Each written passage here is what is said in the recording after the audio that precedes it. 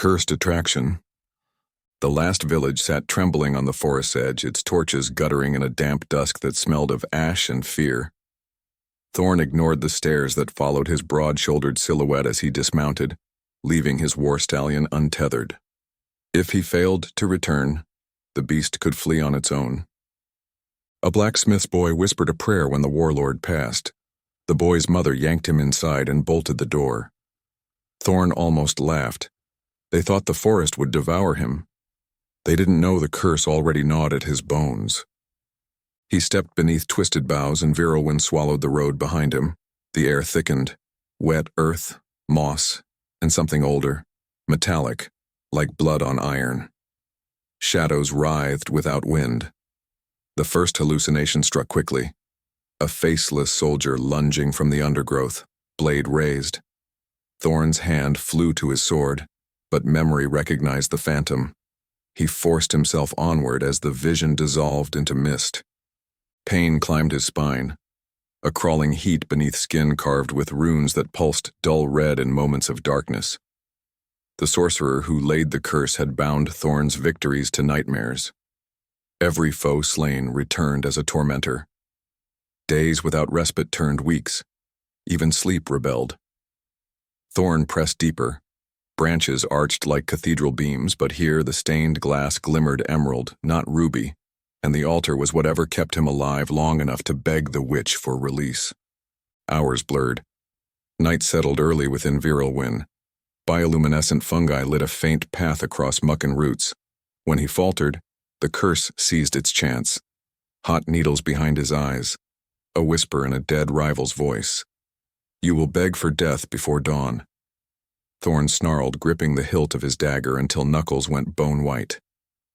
"I have begged no one," he muttered, "and I don't intend to start now." But he knew he would, if that's what it took to end the suffering. He found the sanctuary by scent before sight. Wood smoke, tinged with rose and myrrh. Then the moon broke through shuddering leaves and revealed a low stone cottage half embraced by thorn vines as thick as rope. Pale flowers glimmered on every briar, luminous against slate walls. Runes pulsed faintly along the lintel. As Thorn approached the door, mist coalesced into a woman's form, hair dark as midnight, skin moonlit, eyes the silver green of new leaves. She barred his path, though her feet never touched the earth.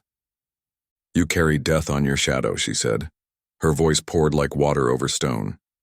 "Turn back." He straightened to imposing height, though exhaustion bent his shoulders. "You are Seline." The spirit studied him.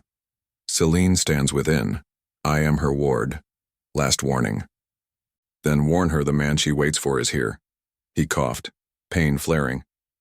"The forest tried its best to finish me, but I still stand. Let me through." The apparition's gaze slid to runes glowing across his forearm where the curse burned brightest. That mark would devour her power, or warp it. Let her decide. He took another step. The spirit hissed and vanished, the door creaking inward as though lips parted in surprise. Warm lamplight spilled over a single room of stone walls, softened by tapestries woven with emerald thread.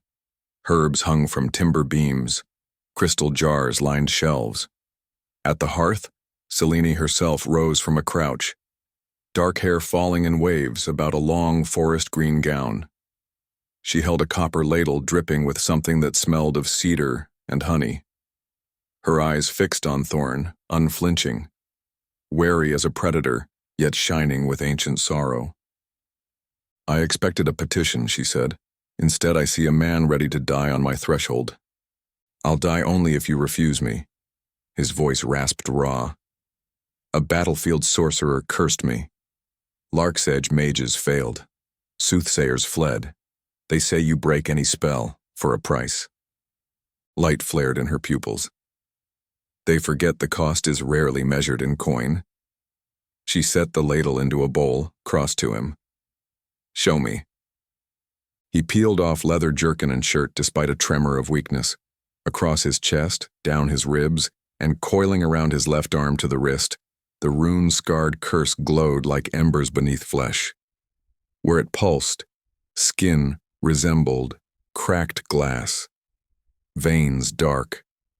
Selene's breath caught, half pity, half fascination. Old magic, she murmured, placing cool fingers near the mark without touching. Bound by blood, spilled in hatred. Breaking it jeopardizes both bearer and breaker. Let it jeopardize me, Thorn growled. I beg nothing, but I offer whatever is required. One brow rose. Whatever is required. She walked a circle around him, bare feet silent on reed-woven rugs. Her presence tingled across his senses. Wild jasmine, night chill, solitary hunger. Very well. 3 rituals, each more perilous than the last. You will remain within my wards until all are finished. Flee and the curse rebounds tenfold. Fail to trust me and we both perish. She faced him. Do you accept? I accept. A tremor stole strength from his knees. He clenched fists to steady. Then drink. She pressed a small clay cup into his hand. Liquid inside, pale and steaming. Thorn sniffed. Pine, peppermint, iron. He drained it. Fire spread down his throat. The room blurred, then snapped into clarity, sharper than before. For the first rite, Seline said, I must draw the curse's surface roots to the skin. The venom will burn, and pain must remain for honesty to surface. If you lie, the flames will feed on deceit. Ask, and I will speak true. He met her gaze levelly. She ushered him to a stone slab draped in linen near the hearth. Runes circled its edge. He lay back, head light, heart hammering. Seline spread ointment across his chest. Cool at first, then searing. He bit back a snarl as fiery heat blossomed. The runes on his torso glowed brighter, lines lifting like molten wire. Speak your name, she commanded, voice low. Thorn. The response grated out. Speak the worst act you have committed willingly. His mind flickered to smoke-choked skies over a sacked city. I ordered the burning of Eldercay Holdfast and left survivors to famine. The flames flared, but she nodded, apparently satisfied. Speak the worst act forced upon you. He saw the sorcerer's corrupt grin, the moment of curse binding. I watched my own men slaughter each other under mind spell because I couldn't break them free. Flames rose again, but agony dulled to throbbing heat. Seline leaned over him, hair brushing his shoulder. Now truth of need. Why must you be free? So I can choose what man I'll be without chains. His voice cracked. And because I cannot breathe another day feeling this rot in my soul. The fire brightened, then slowly receded. Seline traced fingertips above his sternum. The curse lines there faded from ember to dull coal. He gasped at the sudden coolness. Sweat chilled across skin. First root severed, she whispered. Rest. She lifted a wet cloth to his brow, dabbing away sweat. For the first time, soft empathy warmed her voice. The pain will ebb, though it tears at memories during nightfall. He caught her wrist. Does it wound you? My magic absorbs glimmers of your torment. She gently freed her hand. I bear thorn scars too, warlord. We endure. He let her go, eyes slipping shut. Sleep crept like a thief, but memory reared. The cursed soldiers' faces, the crackling flames of Eldercay. He jolted awake, sucking air, Selene's silhouette blurred by the hearth-grinding herbs. She looked over. Drink water. Dream root will stalk you less if hydrated. He obeyed, throat still raw. You hide alone out here. Why risk yourself for a stranger feared by all? Her gaze flicked to the cottage door, to night beyond. Even the feared need saving. And sometimes saving another saves your own ghost from wandering. She returned to her mortar. Besides, I sensed your approach days ago. The forest whispered of a man cursed by grief more than power. He felt oddly stripped. Grief is weakness. Grief is proof you once held something worth losing. She poured crushed leaves into a teapot over the fire. And proof you may find something worth keeping. Petals of sleep closed again as warmth seeped back into his limbs. He drifted on the edge of dreams where the forest hummed like a distant sea, and Selene's voice, low and lulling, recited words in a language older than kingdoms. For the first time in months, the faces of the dead receded, replaced by a single image, a witch sitting by firelight, green eyes reflecting flames as if ready to consume or comfort. When he next woke, dawn leaked pale silver through thorn-laced windows. His chest ached, but the runes near his heart looked less cavernous, skin pink with healing. Seline dozed in a chair, dark hair spilling over folded arms, on the table. For a moment he simply watched her, cheek resting on the crook of one arm, lashes resting against faint circles of fatigue. Vulnerable. Not a demon, but a woman who'd chosen to share his torment. He sat up. The motion stirred her. She blinked, orienting quickly. "How do you feel?" "Alive," he said, voice rough. "More than yesterday." Her shoulders loosened. "Good. One night's honesty rarely kills." She rose and poured tea. "Eat, gather strength. Ritual 2 begins at sundown, and dream walking spares no mercy." He accepted the cup, fingers brushing hers for an instant. An electric hush settled. Awareness of closeness neither had asked for, but both felt. Seline withdrew first, busying herself with herbs, though a faint color touched her cheeks. Thorn sipped. Bitterness yielded to soothing heat. "I owe you thanks." "What you owe," she said softly, "is truth, endurance, and perhaps kindness to yourself, when this ends." Kindness, he tested the word like a foreign blade. "Teach me, witch." She glanced back, eyes gleaming. "Perhaps we'll learn together." The day passed in measured silence. Thorn dozed, waking intermittently to find Seline tending to plants outside, her silhouette among vines like a guardian spirit. He tested his limbs, walked the perimeter marked by stones etched with runic spirals.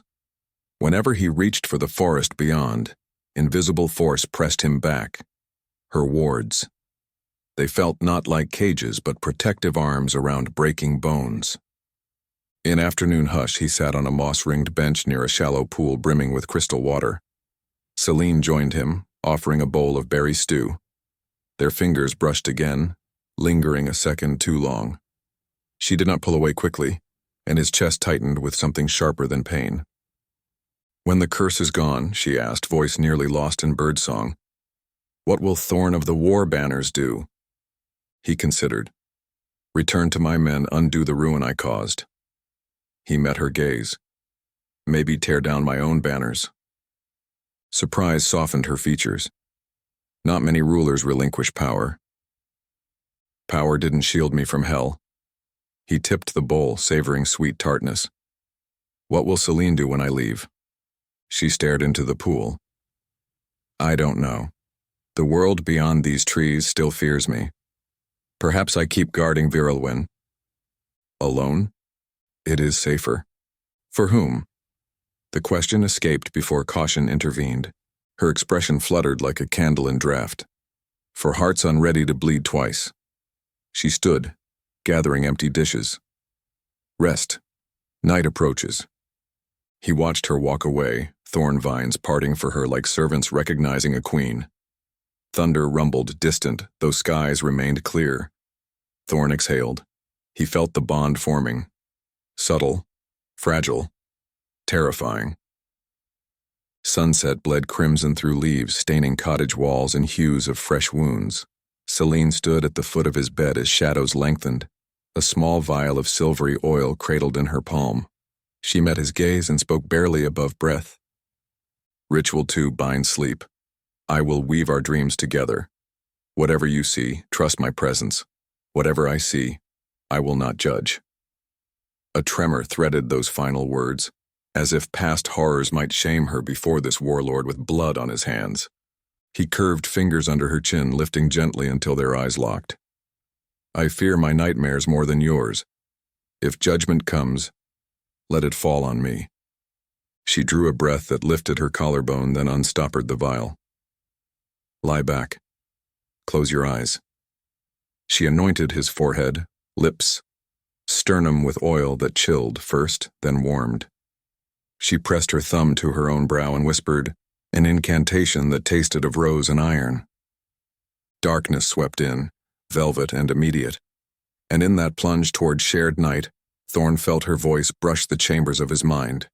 Not words, but emotion, steady, brave, and heartbreakingly lonely. He reached back across the black gulf even as consciousness slipped. "I am here," he thought, and nothing hissed or mocked or burned. Only a faint answering heartbeat pulsed in twin rhythm with his own, guiding him into the depths where memory and magic awaited, poised to reveal both monsters and miracles before dawn claimed them. The dream opened with the scent of smoke, but not the acrid reek of battle Thorn expected. Instead, a hearth's gentle haze carrying rosemary and sweet sap. He stood in a sunlit cottage doorway, far smaller than Selene's current sanctuary. A younger version of her hummed while crushing petals in a mortar, a strand of raven hair falling over her cheek. Outside, villagers queued with baskets of herbs and children in tow, waiting their turn for aid. Hope shone in every eye. Then night cracked open. Torches, pitch-soaked and cruelly bright, encircled the cottage. The hopeful crowd had vanished. Armed riders dismounted, shouting accusations of devilry.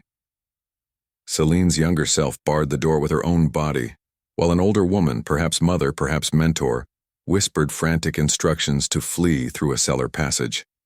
Selene refused, declaring she would not run from those she had healed. The riders broke the door, dragged them both into the dirt. Someone hurled oil.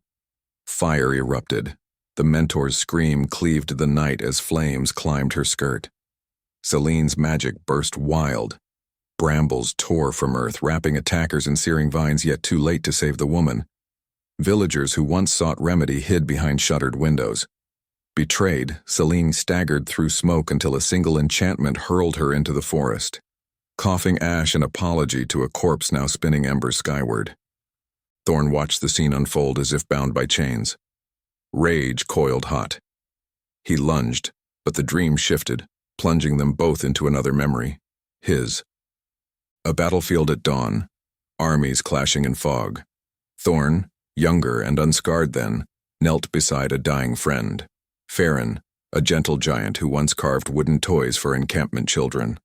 An arrow protruded from Farron's throat. Thorn pressed shaking hands to the wound, begging some unnamed god, promising peace in exchange for one life. The prayer failed. Cold crept into Farron's eyes.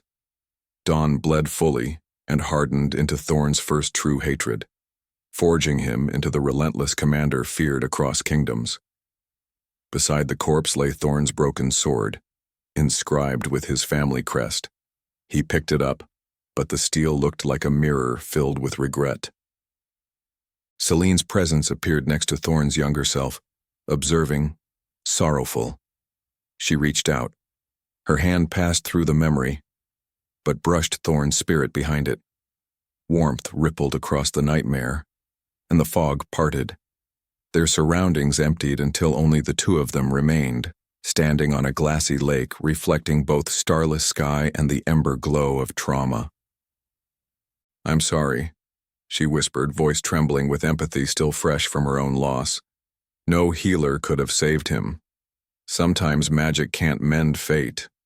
He answered through clenched teeth. "It wasn't the dying that scarred me. It was how quickly I used grief as fuel for conquest." Her fingers ghosted over his scarred cheek. "You survived the only way you knew.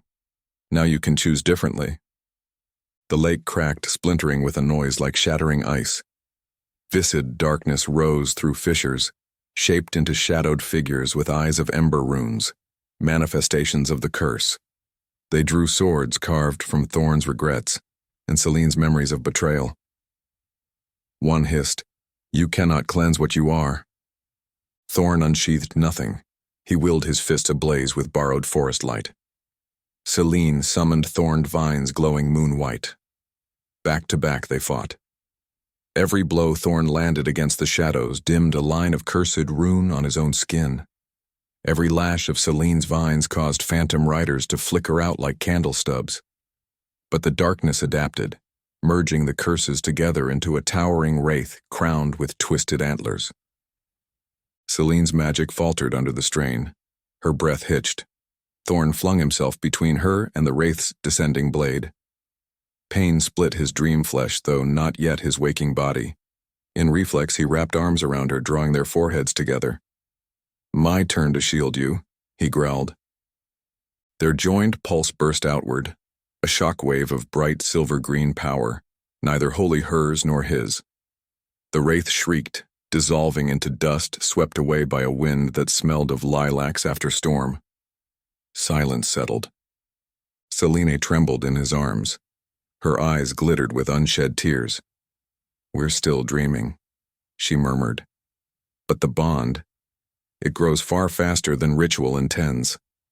"Let it," he said, not loosening his hold. They woke simultaneously, gasping, tangled in sheets on the stone slab, though neither remembered moving there. Early dawn filtered soft gold through thorny lattice. Thorn's arms still enclosed Selene's waist.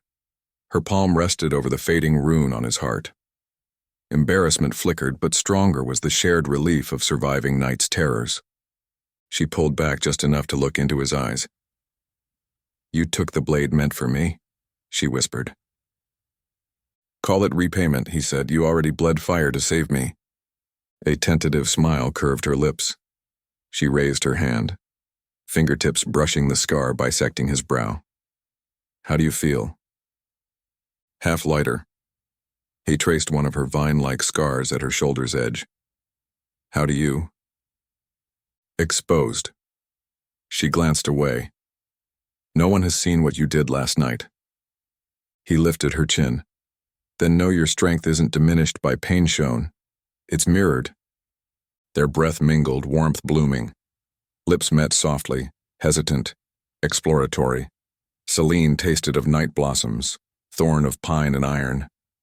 The kiss deepened, gentle, giving way to hunger, until she broke free, cheeks flushed.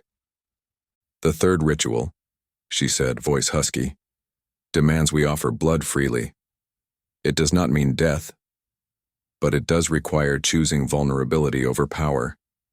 After what we shared, I fear how keenly it will bind us."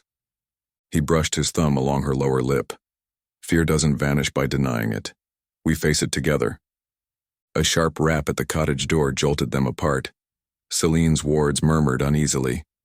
She wrapped a shawl around herself, murmuring a word that banished any overt sign of their closeness, though their bond still hummed like a hidden current. Thorn followed to the threshold. Selene waved her hand. The door swung open to reveal not a traveler, but the forest itself, branches bent aside, revealing a path where none existed. Cold wind tunneled through, carrying a voice, soaked in venomous mirth. "Witch of Virelwyn," it called, each syllable dripping rot. "Return what is mine." Thorn's skin crawled as runes flared faintly. Selene's face hardened. "The curse's maker," she muttered, eyes scanning shifting foliage. "Carides the Hexinger. He shouldn't reach this deep under my wards." A figure stepped forward, cloaked, face obscured by bone mask carved into a fox's snarl. Around him wafted greenish smoke that wilted leaves. His gaze fixed on Thorn. "General of Graves, your suffering was my gift. Come back to the slaughter. Finish the wars you started." Thorn's hand went to sword hilt, fire licked the runes. "I've new allegiance." He glanced at Seline. "And no room for your poison." Carides laughed. "That poison still courses within. Unless you surrender, it will devour all you love." He spread arms. Spectral wolves formed from curse smoke lunged past him, slamming into Selene's invisible barrier. The wards flared but cracked. Selene hissed, gripping Thorn's forearm. "His magic rides your curse like a bridge," she said. "If we don't reinforce the sanctuary, Virilwin will fall." "And the third ritual?" She lifted determined eyes. "We perform it now. In battle. Wolves struck again, fissuring the barrier wider. Thorn drew his blade, stance braced. Seline raised both hands. Vines erupted from ground, impaling the first wolf, which burst into ash. 2 more leapt over. Thorn severed one mid-air, then plunged dagger into the other's smoky throat. But more poured in, accompanied by skeletal soldiers brandishing rusted spears veined with magma. Seline uttered an incantation. The sanctuary stones glowed, vines weaving into a dome overhead, but cracks spidered across her wards. Carides advanced, smoke swirling into a spear. "Give him to me," he hissed, "and your forest endures." Seline's lips curved in defiant fury. "I will not offer him." She turned to Thorn. "The ritual requires a choice of blood freely given. Do you trust me?" Without hesitation, he slashed his palm, blood welling bright. "My choice is yours." Shock flickered in her eyes. Gratitude, fear, love. She mirrored the cut across her own palm, then pressed their bleeding hands together. Magic roared like a dam bursting. Golden green and ember red streams intertwined, spiraling upward to form an argent column piercing the cracked dome. Thorn felt heat surge. Curse runes ignited, but instead of pain they sparked away, fragments lifting like fireflies and dissolving in light. Every scrap of venom Carides had woven ripped from Thorn's veins and whirled around the column, screaming in the sorcerer's voice. Carides recoiled, mask shattering. His true face, a gaunt map of scars and glowing sigils, twisted in shock. Vines shot from earth, binding his limbs. Seline's voice rang clear, imbued with both fierce wrath and tender resolve. "Be gone, breaker of souls.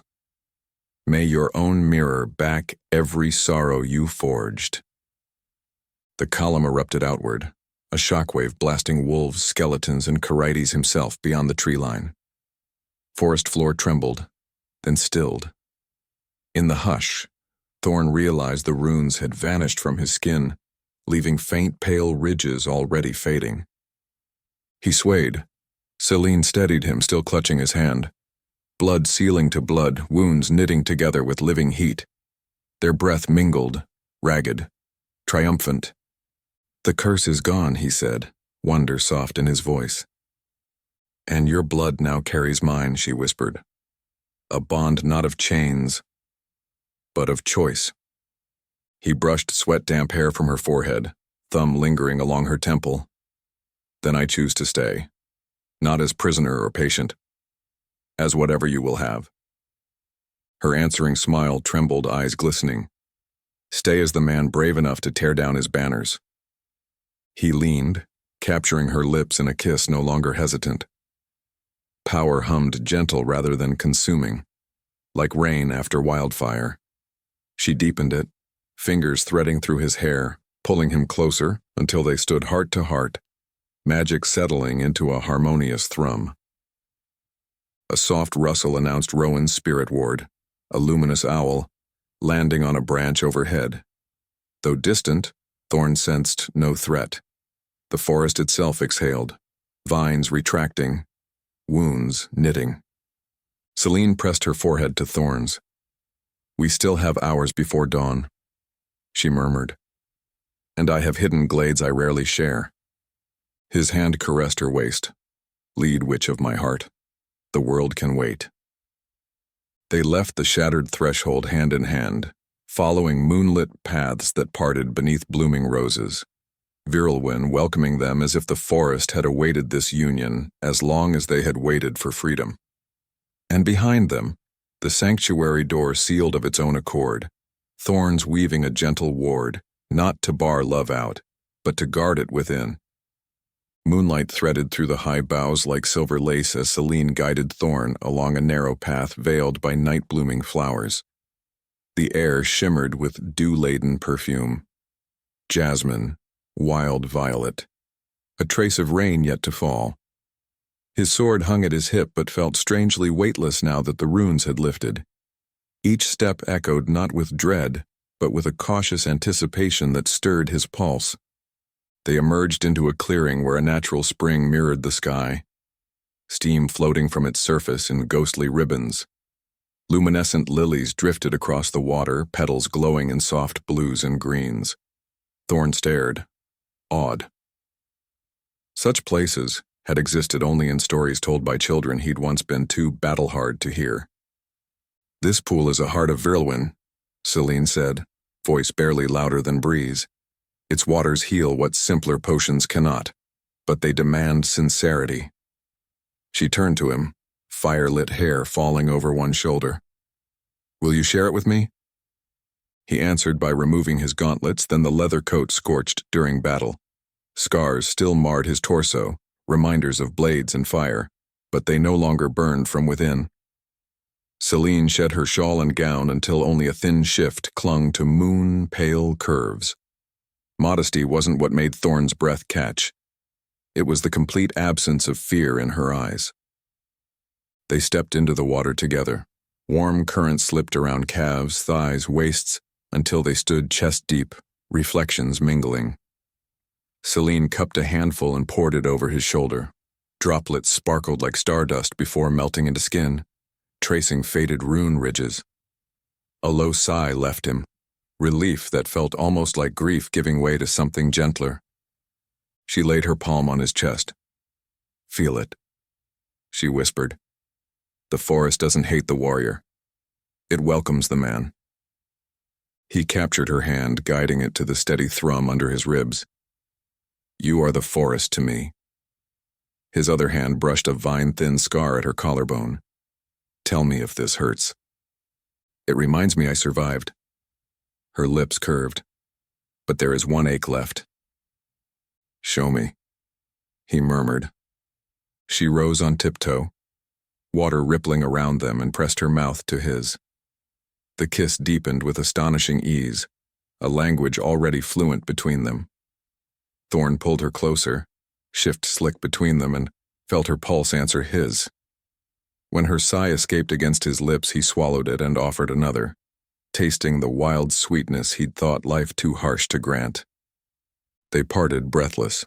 Seline's fingers traced his jaw, lingering at the scar splitting brow to cheek.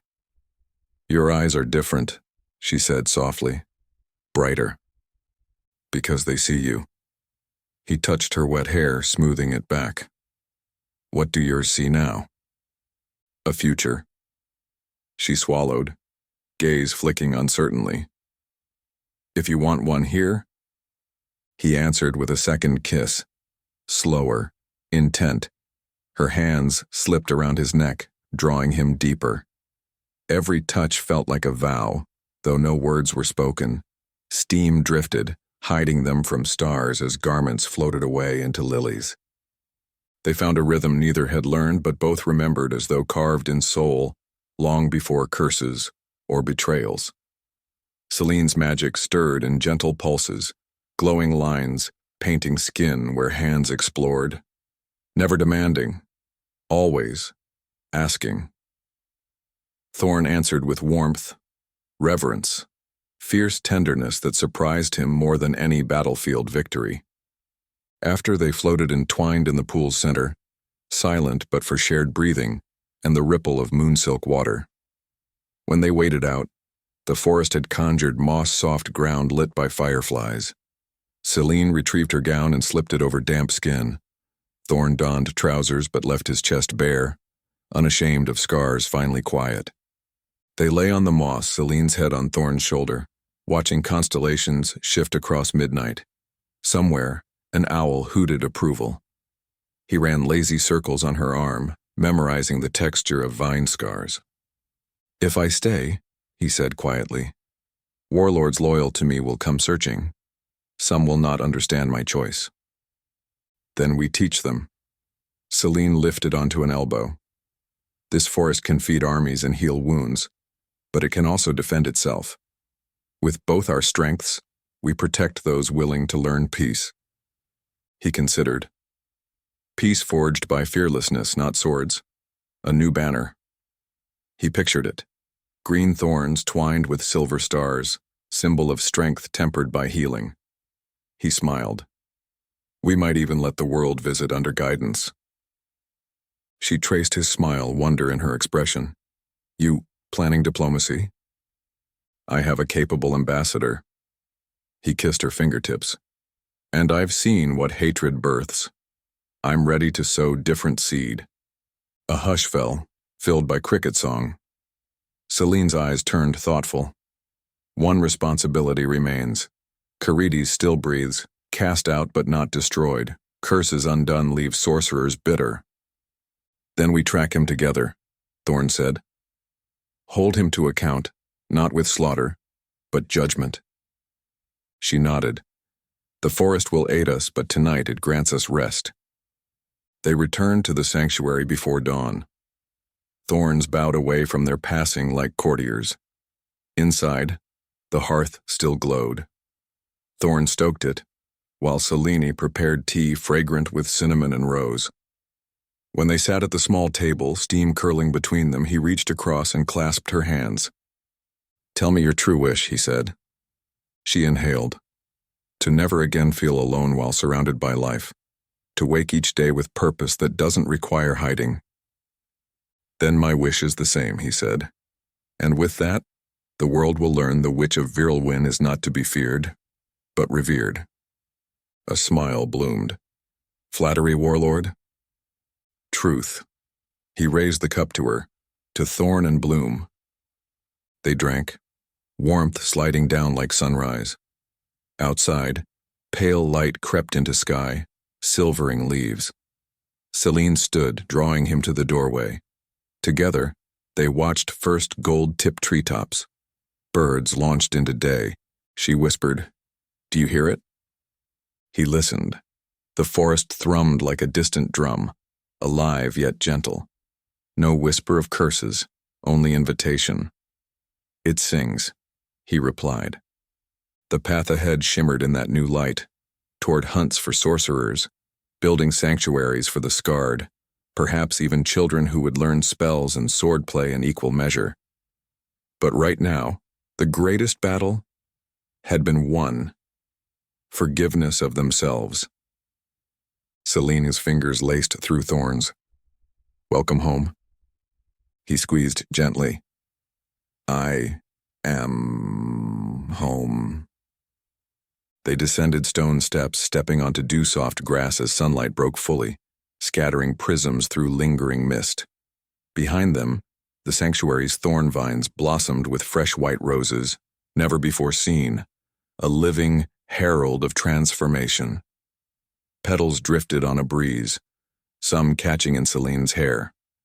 Thorn plucked one and slid it behind her ear, admiration bright in his gaze. Neither noticed the small spirit owl perched in branches overhead, watching with luminous eyes, and then spreading wings to carry news of dawn beyond Virilwin's edge. Word would travel that the feared witch had found an unexpected partner, and that darkness could yield to a bond forged in fire, dream, and blood given freely. And when the owl vanished beyond trees, Selene and Thorn walked side by side down a sunlit path, their shadows merging before them, ready to face whatever legends came next. This time, together.